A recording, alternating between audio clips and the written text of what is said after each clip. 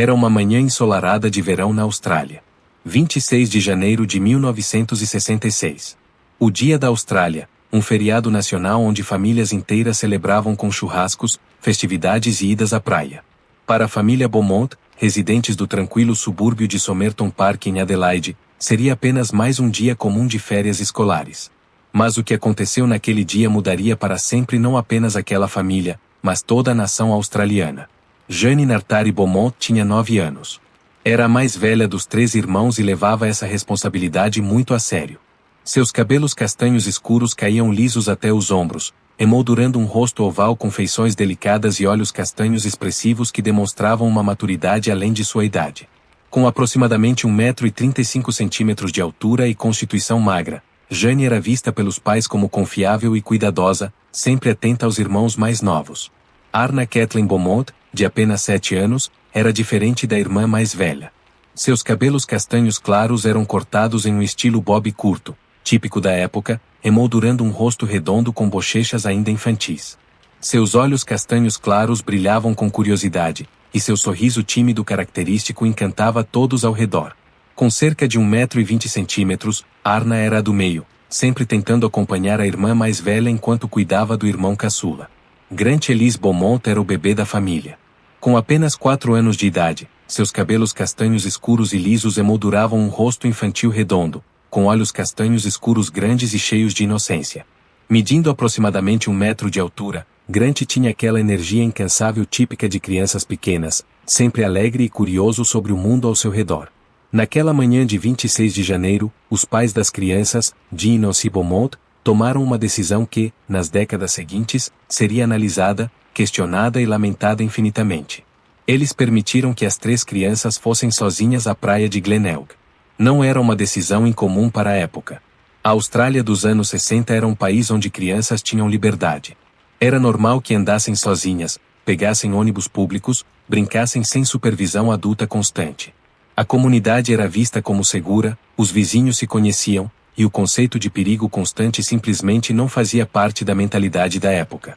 Jane, sendo a mais velha e responsável, foi encarregada de cuidar dos irmãos mais novos.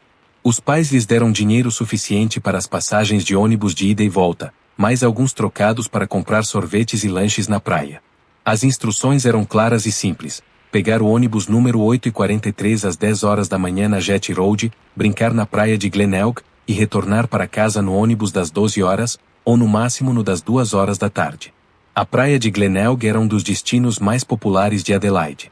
Localizada a cerca de 11 quilômetros do centro da cidade, era famosa por suas areias douradas, águas calmas e ambiente familiar. No Dia da Austrália, a praia ficava especialmente movimentada, com milhares de pessoas aproveitando o feriado. Havia bares, lanchonetes, áreas de piquenique, parquinhos infantis e, claro, o mar convidativo. Jean Beaumont era motorista de táxi e precisava trabalhar naquele dia, mesmo sendo feriado. Nancy ficaria em casa com os outros 2 filhos do casal. A rotina era conhecida. As crianças já haviam ido à praia antes, sempre sob a supervisão de Jane. Não havia motivo para preocupação. Ou pelo menos era o que todos pensavam. Às 10 horas da manhã, pontualmente, Jane, Arna e Grant embarcaram no ônibus. Estavam vestidos com roupas de banho sob as roupas normais, carregavam toalhas coloridas e provavelmente conversavam animadamente sobre o dia de diversão que teriam pela frente. O motorista do ônibus mais tarde confirmaria ter visto as 3 crianças. Elas pareciam felizes, animadas e, mais importante, sozinhas. Não havia ninguém suspeito por perto, nenhum adulto acompanhando ou observando. A viagem de ônibus até Glenelg levava cerca de 15 minutos. As crianças desceram na parada usual, próxima ao Colley Reserve, uma área gramada popular entre famílias, localizada a poucos metros da praia. Era um local perfeito para crianças brincarem, com amplo espaço aberto, vista para o mar e muitas outras famílias ao redor. Naquele momento, enquanto Jane segurava a mão de Grant e Arna caminhava ao lado deles em direção à areia dourada, ninguém poderia imaginar que aquele seria o último dia em que alguém veria os 3 irmãos Beaumont. Ninguém poderia prever que aquele dia ensolarado e festivo se transformaria no pesadelo que assombraria a Austrália por décadas. E ninguém poderia antecipar que, em poucas horas, 3 crianças desapareceriam sem deixar vestígios, dando início a um dos maiores mistérios criminais da história australiana.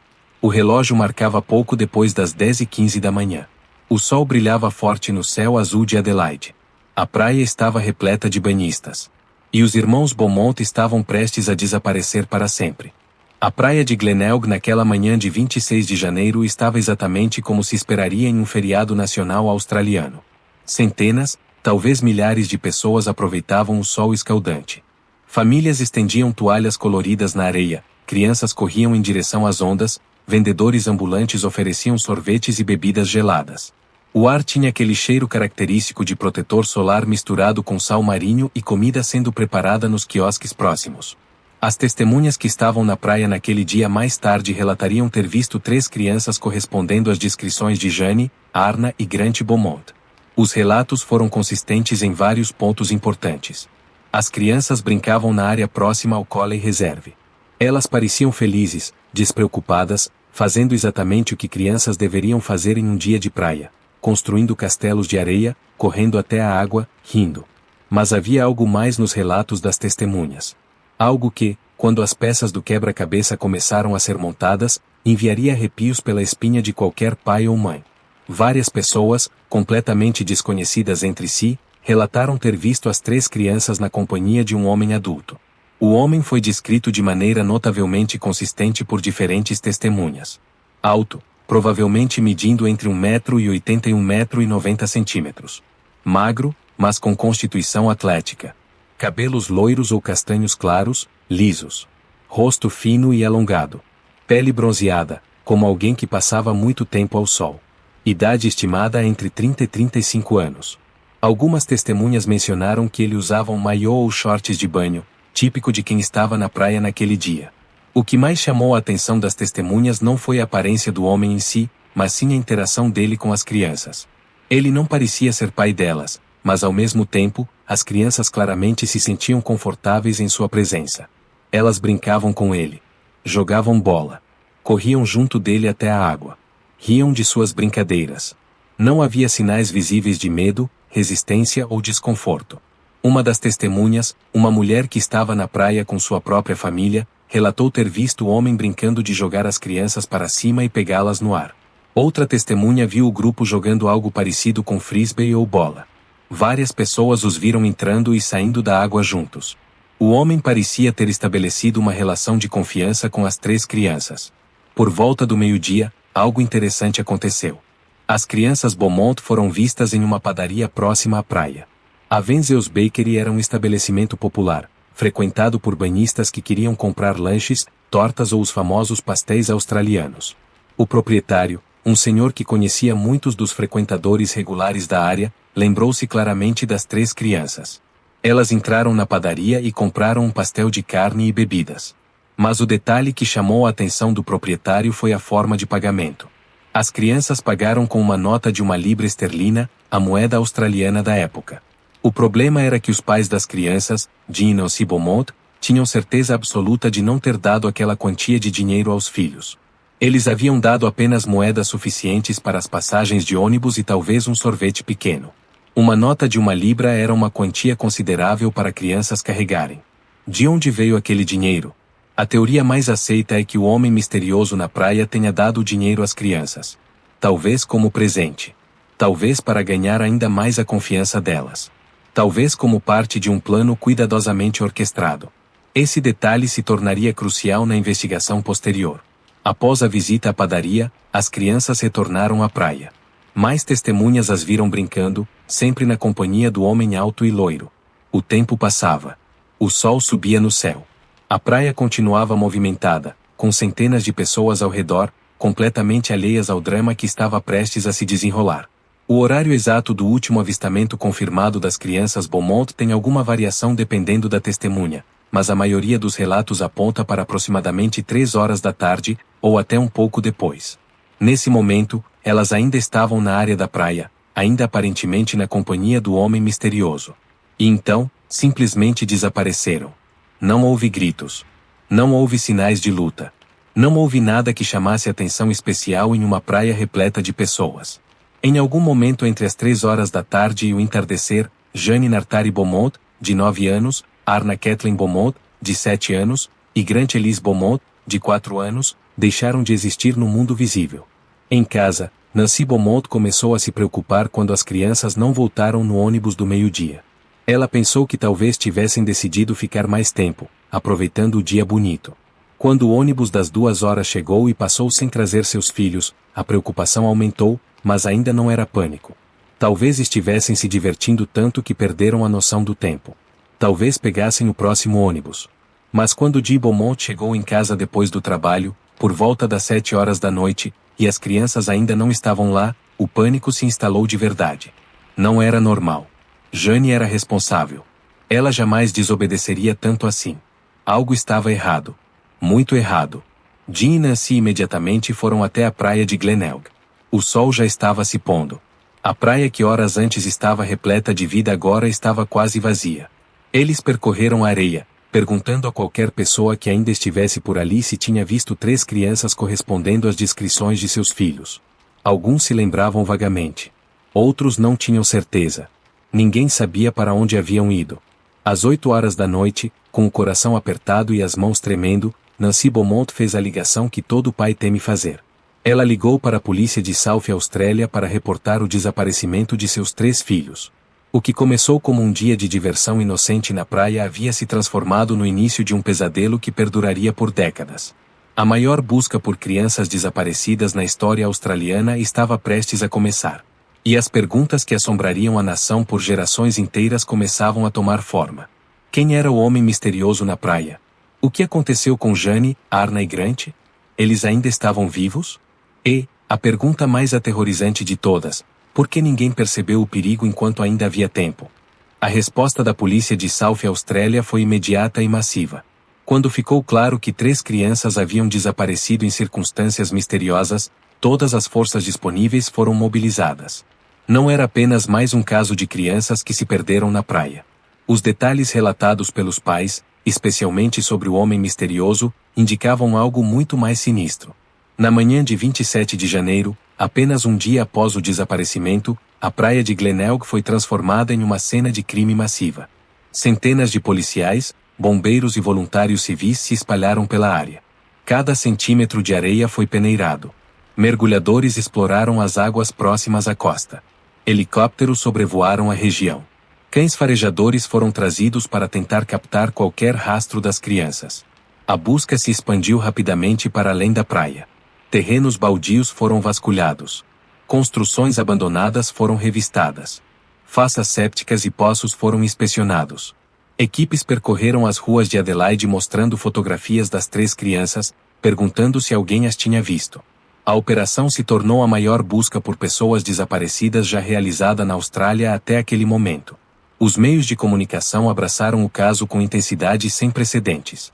As fotografias de Jane, Arna e Grant foram publicadas em todos os jornais do país. A televisão, que estava apenas começando a ganhar popularidade na Austrália nos anos 60, cobriu extensivamente a busca. Rádios transmitiram atualizações constantes. A história dos 3 irmãos que desapareceram na praia capturou a atenção e o coração de toda a nação. A descrição do homem misterioso foi divulgada amplamente. Artistas forenses criaram retratos falados baseados nos relatos das testemunhas. Cartazes foram espalhados por todo o país. A polícia apelou publicamente para que o homem se apresentasse, nem que fosse apenas para ser descartado como suspeito. Mas ele nunca apareceu. Nunca se identificou.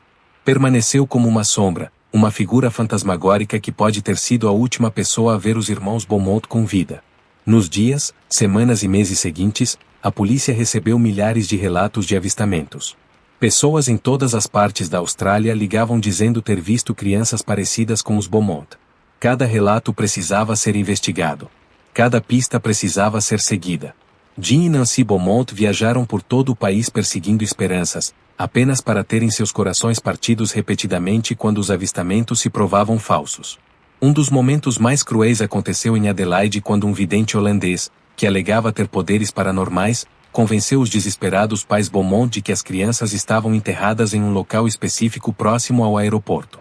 Equipamentos pesados foram trazidos. Escavações massivas foram realizadas. A mídia cobriu tudo ao vivo. E, tragicamente, nada foi encontrado. Era apenas mais uma falsa esperança em um mar de desespero. A investigação revelou alguns detalhes perturbadores sobre o comportamento do homem na praia.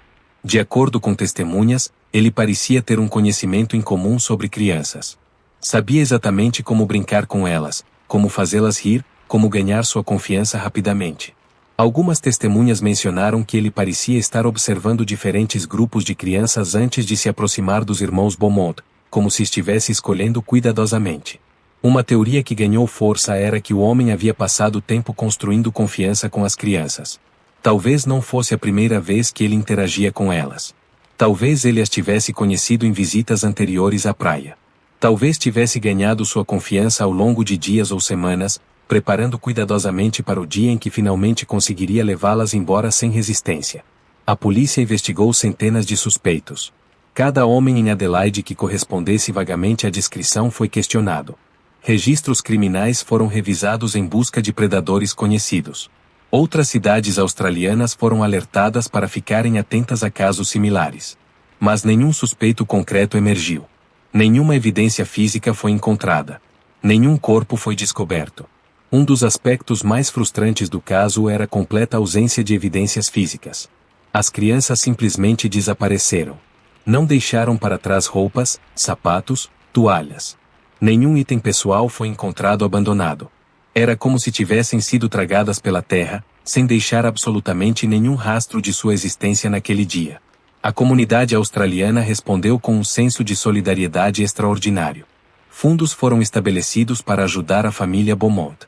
Voluntários dedicaram incontáveis horas ajudando nas buscas. Igrejas realizaram vigílias de oração. A tragédia uniu o país de uma forma raramente vista antes.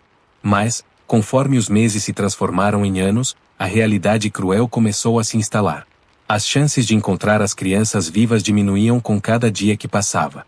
A busca ativa eventualmente foi reduzida, embora o caso nunca tenha sido oficialmente fechado. Jean e Nancy Beaumont continuaram sua busca particular, nunca desistindo da esperança de que, de alguma forma, seus filhos pudessem ainda estar vivos. Ao longo das décadas seguintes, o caso dos irmãos Beaumont geraria inúmeras teorias. Alguns acreditavam que as crianças foram levadas para o exterior, possivelmente como parte de uma rede de tráfico humano. Outros teorizavam que foram mantidas em cativeiro por anos antes de eventualmente serem mortas. Havia quem sugerisse conexões com outros casos não solucionados de desaparecimento de crianças na Austrália. Em 1997, mais de 30 anos após o desaparecimento, o canal de televisão Channel 7 conduziu escavações em uma propriedade que havia pertencido a um dos principais suspeitos do caso. Novamente, nada foi encontrado. Em 2013, a polícia realizou novas escavações em outra propriedade baseada em informações de um informante. Mais uma vez, as esperanças foram frustradas. A verdade dolorosa era que, apesar de todos os esforços, de toda a tecnologia, de todos os recursos investidos, ninguém conseguia responder à pergunta fundamental. O que aconteceu com Jane, Arna e Grant Beaumont naquele dia ensolarado de 26 de janeiro de 1966? O desaparecimento dos irmãos Beaumont não foi apenas uma tragédia para uma família. Foi um terremoto cultural que abalou os alicerces da sociedade australiana. Antes de 26 de janeiro de 1966, a Austrália vivia em uma espécie de inocência coletiva. Era um país onde as portas das casas ficavam abertas, onde crianças andavam livremente pelas ruas, onde a comunidade era vista como um lugar seguro e protetor. Depois do caso Beaumont, tudo mudou. O medo se instalou no coração dos pais australianos. A expressão que se tornou comum era perigo do estranho. A ideia de que pessoas desconhecidas poderiam representar ameaças mortais aos pequenos. Aquela confiança ingênua, aquela liberdade que as crianças tinham, evaporou quase da noite para o dia. Playgrounds que antes ficavam repletos de crianças brincando sozinhas começaram a exigir supervisão adulta constante. Pais pararam de permitir que seus filhos fossem sozinhos à escola, mesmo em distâncias curtas. O ônibus escolar se tornou praticamente obrigatório. A praia de Glenelg, que era sinônimo de diversão familiar, passou a carregar uma sombra sinistra de tragédia. No Brasil, embora o caso Beaumont não seja amplamente conhecido como em países de língua inglesa, os paralelos com nossa própria realidade são impossíveis de ignorar. Quantas vezes ouvimos histórias de crianças desaparecidas? Quantas famílias brasileiras vivem o mesmo pesadelo que os Beaumont viveram? A diferença é que, na década de 60, casos assim eram raros na Austrália.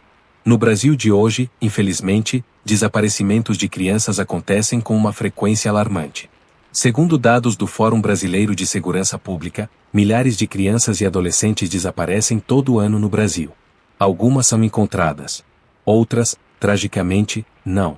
E cada caso deixa para trás uma família destroçada, vivendo em um limbo perpétuo entre esperança e desespero, exatamente como Jean e Nancy Beaumont viveram até o fim de suas vidas. As teorias sobre o que aconteceu com os irmãos Beaumont são numerosas e variadas. A teoria mais amplamente aceita pela polícia e pela maioria dos investigadores é a do sequestro por um predador sexual. Os comportamentos descritos pelas testemunhas, a forma como o homem ganhou a confiança das crianças, o fato de dar dinheiro a elas, tudo isso corresponde a padrões conhecidos de predadores que visam crianças. Uma das figuras mais sinistras associadas ao caso é Bevan Spencer von Ehnen, um conhecido predador sexual australiano que foi condenado pelo assassinato de Richard Kelvin em 1983.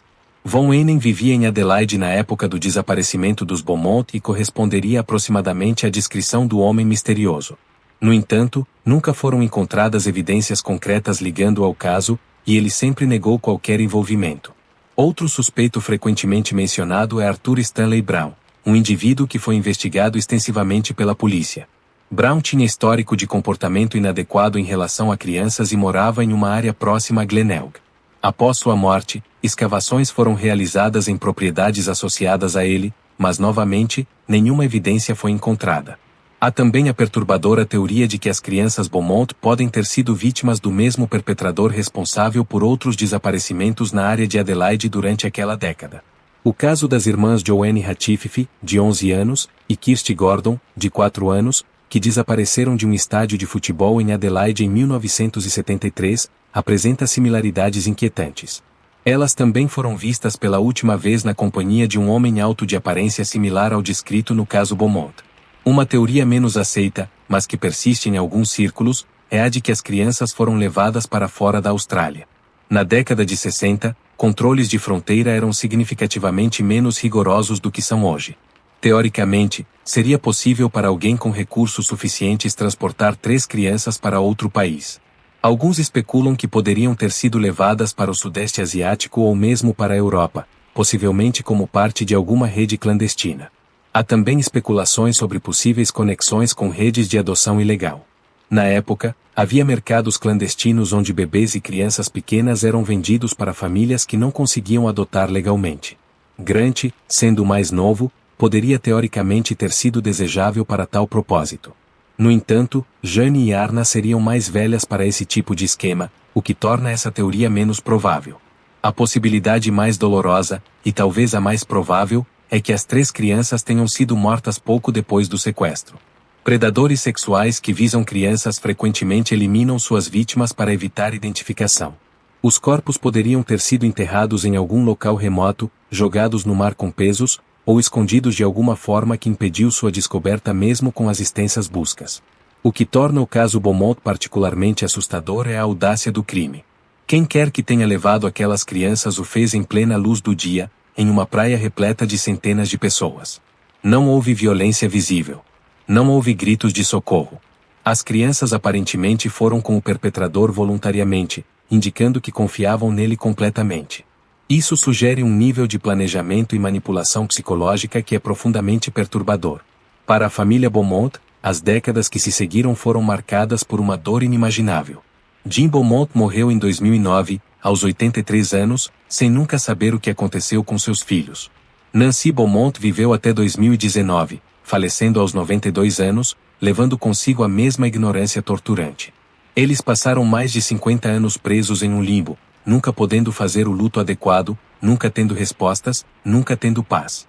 O legado do caso Beaumont na sociedade australiana é imenso e duradouro. Foi este caso, mais do que qualquer outro, que deu origem ao conceito moderno de conscientização sobre segurança infantil na Austrália. Programas educacionais foram desenvolvidos ensinando crianças sobre o perigo do estranho. Leis foram fortalecidas em relação a crimes contra menores. A vigilância comunitária se tornou norma. Mais de 59 anos se passaram desde aquele fatídico dia de verão em Glenelg. Gerações inteiras nasceram, cresceram e tiveram seus próprios filhos desde que Jane, Arna e Grant Beaumont desapareceram. E ainda assim, O caso permanece não resolvido. As 3 crianças nunca foram encontradas. Nenhum corpo foi descoberto.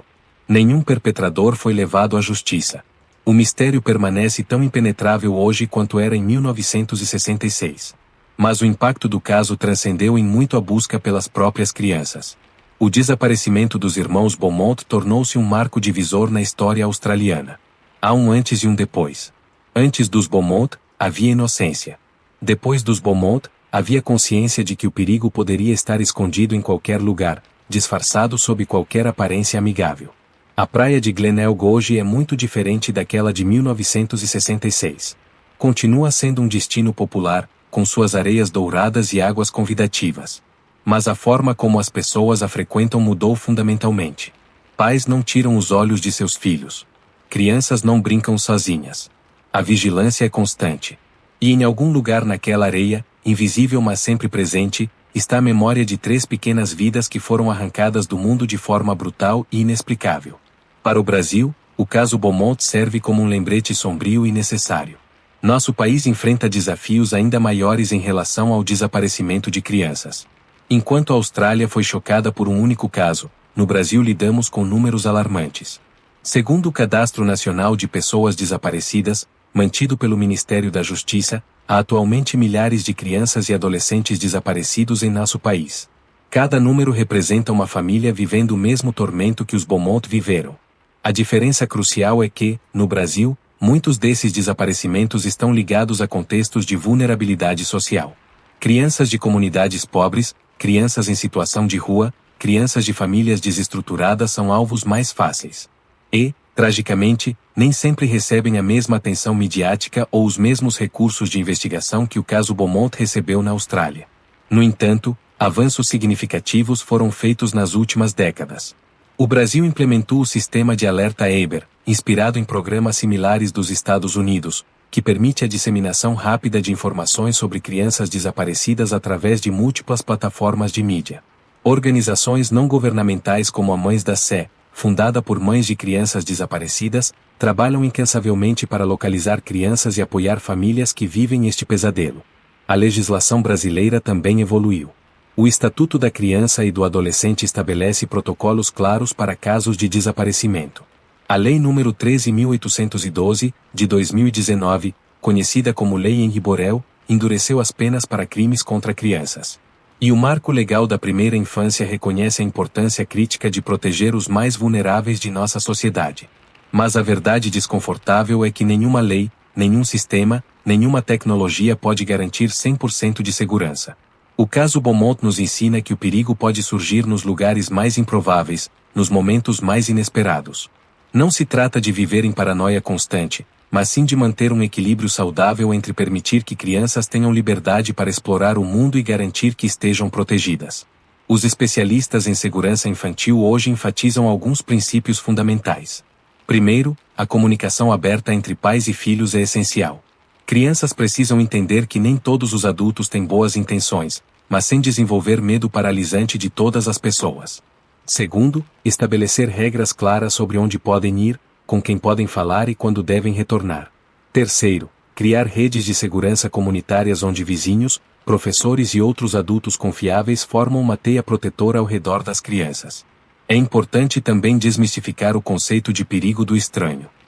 Estatísticas mostram que a maioria dos crimes contra crianças é cometida por pessoas que elas conhecem, familiares, amigos da família, pessoas de confiança. O homem misterioso na praia de Glenelg é assustador precisamente porque representa a exceção, não a regra. Mas essa exceção existe, e ignorá-la seria irresponsável. A tecnologia moderna oferece ferramentas que simplesmente não existiam em 1966. Telefones celulares permitem comunicação constante. Aplicativos de rastreamento podem mostrar a localização de crianças em tempo real.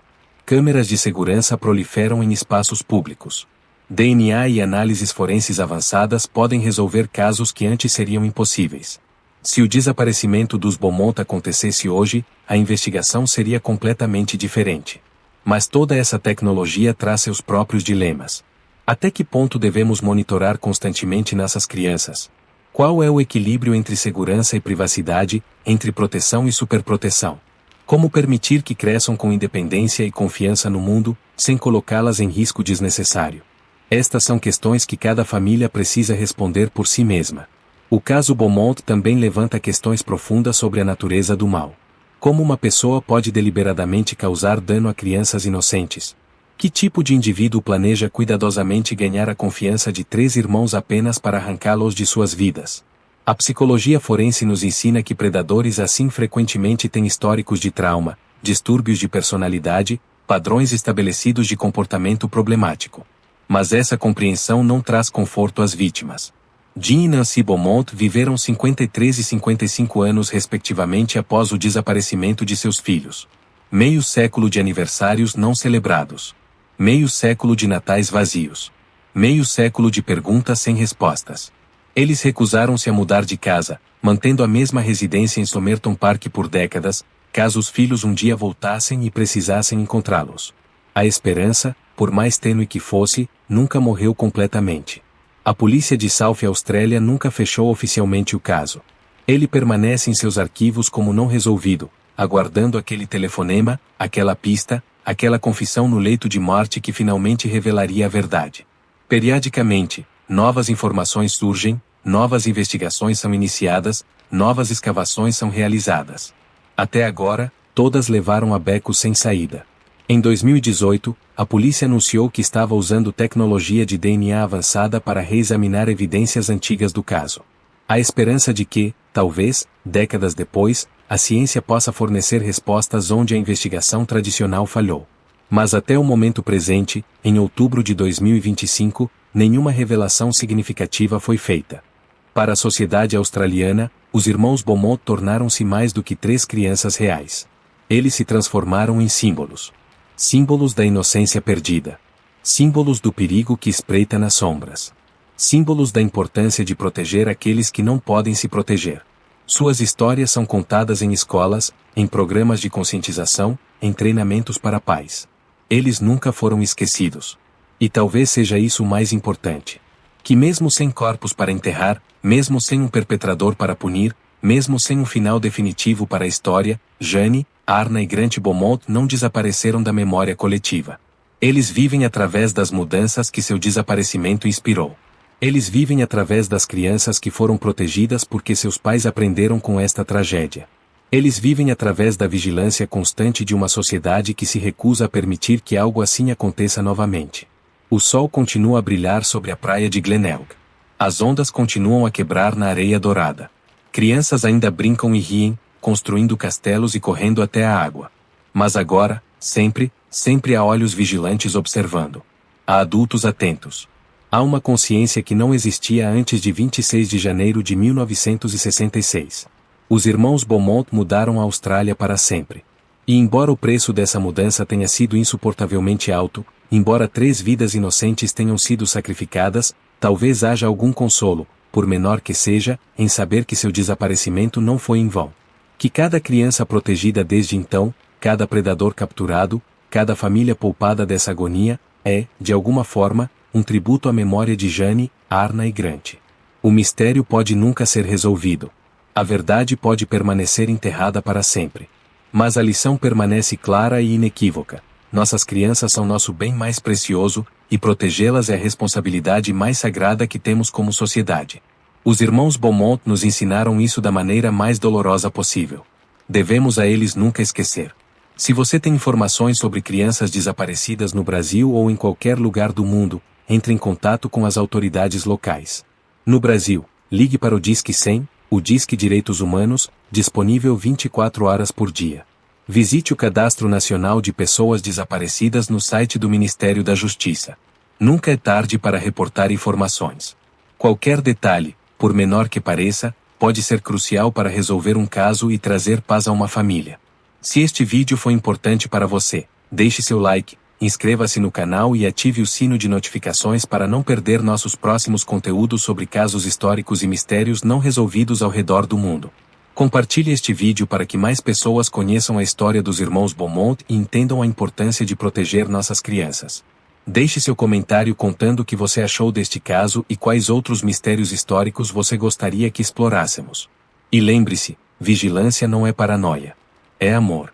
É responsabilidade. É o tributo que devemos a Jane, Arna e Grant Beaumont, e a todas as crianças que merecem crescer em segurança.